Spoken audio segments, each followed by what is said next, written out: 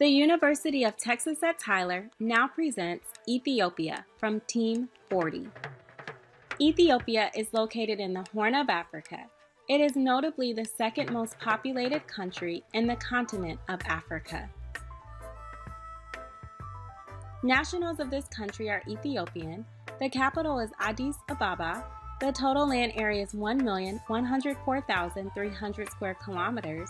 Amharic is the official language.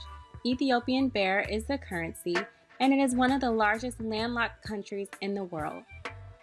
43% of the population is aged 0 to 14 years. The gender distributions by age are relatively equal.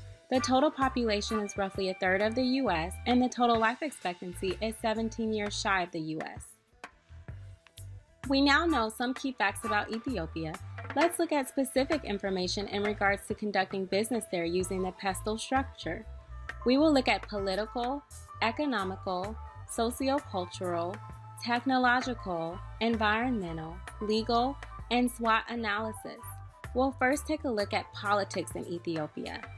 Ethiopia is not a politically stable government. It was last ranked in 2014 as negative 1.24 compared to the U.S. ranking of 0.62 in the same year.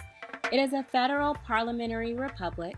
The executive branch consists of President Mulatu Teshome, whose powers are largely ceremonial, Prime Minister Haile Mariam Desalegn, who is the chief executive, and cabinet members. Parliament comprises the legislative branch, and the country is divided amongst 9 ethnically based states and 2 self-governing administrations that are all vested with authority for self-regulation. The United States ranks in as a free country with a rating of 1, with 1 being most free. Ethiopia ranks as not free with a rating of 6.5, 7 being the least free. Factors that contribute to this ranking include harassment and arrest of government opposition, heavy censorship, and deaths of unarmed protesters at the hands of the military. Ethiopia is classified as corrupt. With a 2015 score of 33, 0 being most corrupt, the USA is not, with a 2015 score of 76, 100 being least. The rise in protests in the country can be attributed to corruption and land disputes. Desta, who was born and raised in Ethiopia, has a few words on this. Because of that, a lot of people, they're putting them in jail, killing them. A lot of people suffering right now. Thank you, Desta. The Freedom House Rule of Law Index of 2016 shows the U.S. has a high rule of law, while Ethiopia's score is 0.38, 0 being the lowest. Low scores in justice, order, and security contribute. We'll now move on to Ethiopia from an economics perspective. Ethiopia is the second most populous country in sub-Saharan Africa, with a population growth rate of 2.5% in 2015. It's one of the world's oldest civilizations, with a per capita income of $590, which is substantially lower than the regional average gross national income. The economy has experienced strong and broad-based growth over the past decade, averaging 10.8% per year in 2004 through 2015, compared to the regional average of 5.4%. Expansion of the services and agricultural sectors account for most of this growth, while manufacturing sector performance was relatively modest. Economic growth brought with it positive trends in poverty reduction, and the government is currently implementing a growth and transformation plan which will run from 2015 to 2020 that aims to improve physical infrastructure through public investment projects and transform the country into a manufacturing hub. Despite the enormous challenges the country has faced in many recent years, Ethiopia has proven to be resilient and has achieved impressive economic growth.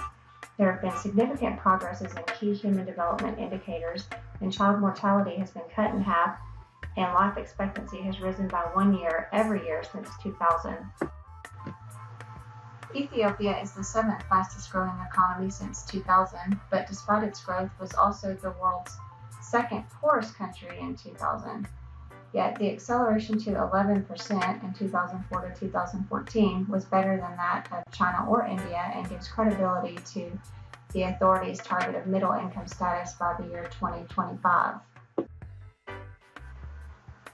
Foreign direct investment into Ethiopia will reach a record $1.5 billion this year on the back of successful efforts by the fast-growing and populous African country to attract overseas manufacturing companies.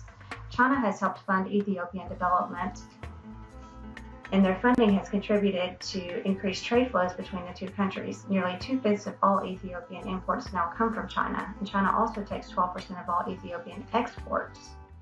Ethiopia remains an exporter of agricultural goods. Total exports amounted to an average of $741 million a quarter over the last 5 quarters. This is equivalent to $8 per capita each quarter. While agricultural output has boomed, growth has been faster in other sectors. Huge investments into electricity, and particularly hydropower, where output has more than doubled over the past 5 years from 2010 to 2015, and is expected to continue to grow.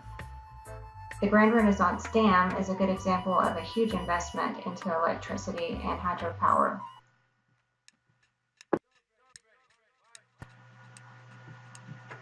Despite its rural economy, the Ethiopian government has been able to build a successful airline. Ethiopia Airlines reportedly made more profit in 2014 and 2015 than all other African airlines put together. Ethiopia has had impressive success with its economy and economic policies, achieving the 7th best growth rates over 2000 to 2015 of any country in the world. If it can continue to follow the same path, it will be on track to be one of Africa's most successful economic development stories.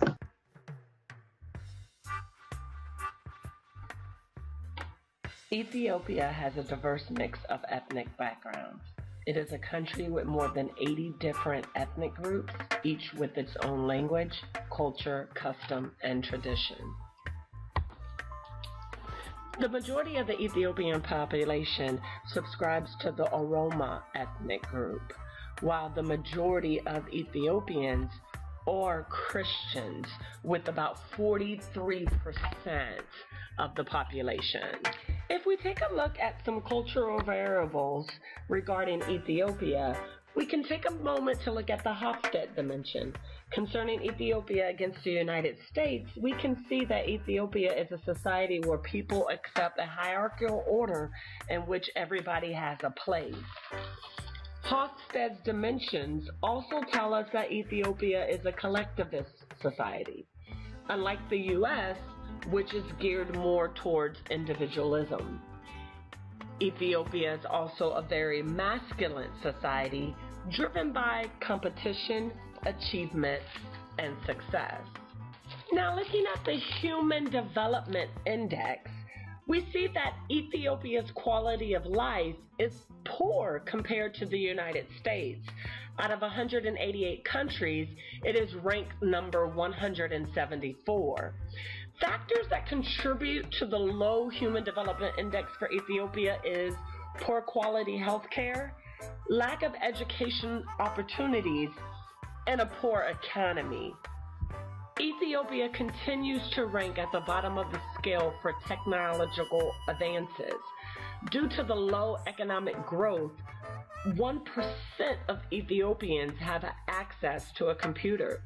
Ethiopia is way behind other nations in research and development and the innovation of new products. Around 85% of Ethiopia's population are subsistence farmers, which means the communities depend on a favorable climate to maintain their livelihood. For this reason, the recent droughts threatened the country's #1 ranking as the world's agricultural leader, as it affected its corn, wheat, and fruit crops. Fortunately, the world responded with aid to the area, and current and future generations of farmers were helped, as was the future of Ethiopia's chief industry. While the country's Agricultural Environmental Protection Index score reigns at 100, its water resource score is 0. For this reason, Ethiopia is drilling for underground water supplies.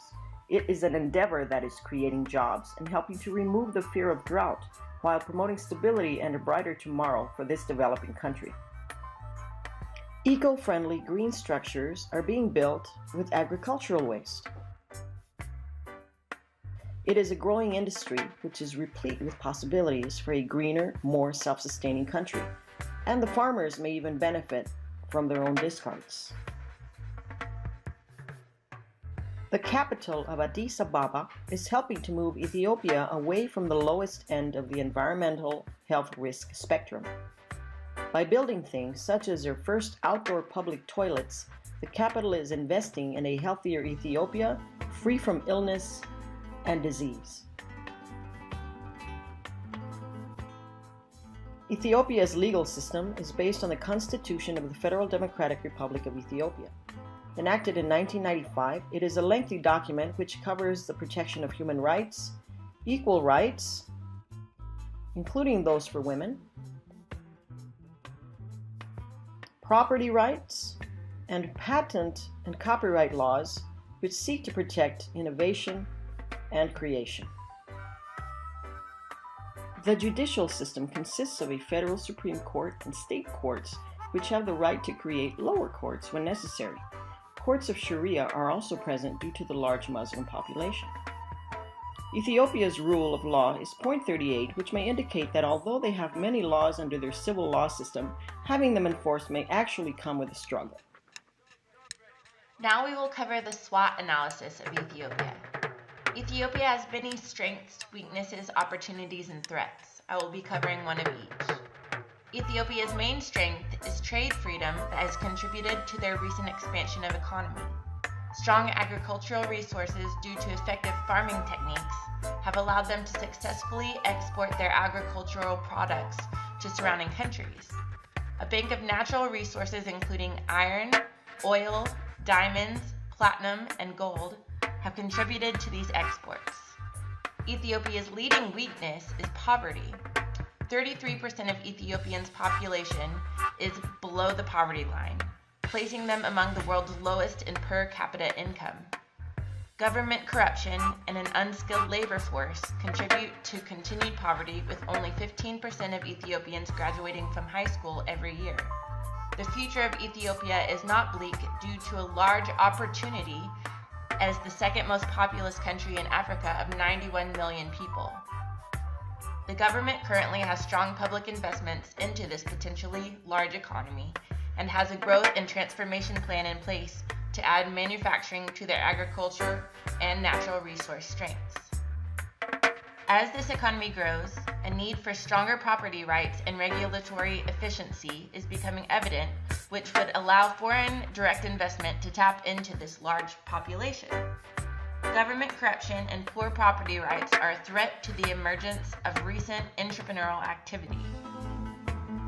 According to the World Bank's Poverty Reduction and Social Development Unit, the poor regulatory environment has created the investment approval procedures in Ethiopia to be among the most complex and cumbersome in the world. Ethiopia's domestic market has the potential to grow, which would be a catalyst for foreign direct investment, but its administrative bureaucracy has not pursued appropriate policies, threatening to keep the emerging market too small for FDI.